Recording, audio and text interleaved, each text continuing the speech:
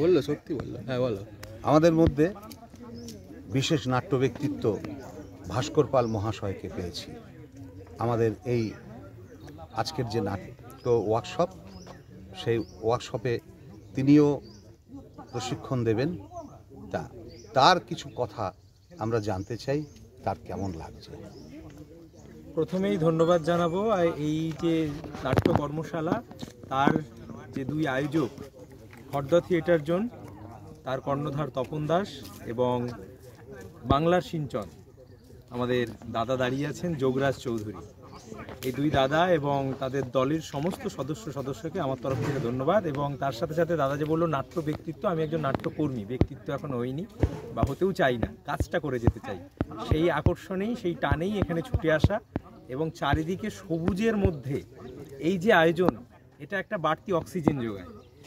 আমরা কংক্রিটের জঙ্গলে বসবাস করে করে না মানে একটু অন্যরকম হয়ে যাচ্ছে, আমাদের মন মানসিকতা সব কংক্রিটময় হয়ে যাচ্ছে। সেখান থেকে এই যে বেরিয়ে এসে এই কাজটা, প্রকৃতির কোলে নাট্য কর্মশালা যদি এই নামটা হতো, মনে হয় আরও সব থেকে বেশি যুক্তিযুক্ত হতো।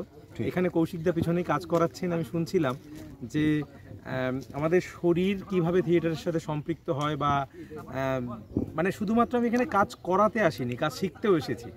তা এই যে আদান প্রদান, এখানে প্রায় 6টি দল, নাট্য দল এর তারা কর্ণধাররা আছেন, তাদের ছাত্রছাত্রীরা আছেন যারা কাজ করছেন। সুতরাং সবাই মিলে এই যে মেলবন্ধন আর এই সবুজ প্রকৃতির কোলে এই মেলবন্ধন, এটা এই কর্মশালার মাত্রাটাকে একটা অন্য মাত্রায় পৌঁছে দিয়েছে। আগামী দিনেও আমরা আশা করব যে আমাদের এই কর্মশালার পথ ধরে যে যোগসূত্র তৈরি হয়েছে, এই যোগসূত্রর অটুট বন্ধন থাকুক এবং আরও বড় মাত্রায় যদি আমরা কিছু এখানে করতে পারি, সেই পরিকল্পনা আমরা আগামী দিনে নেব।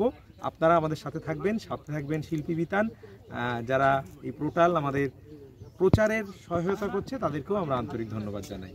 ধন্যবাদ আপামর দর্শককে। থিয়েটার জেকে থাকুক।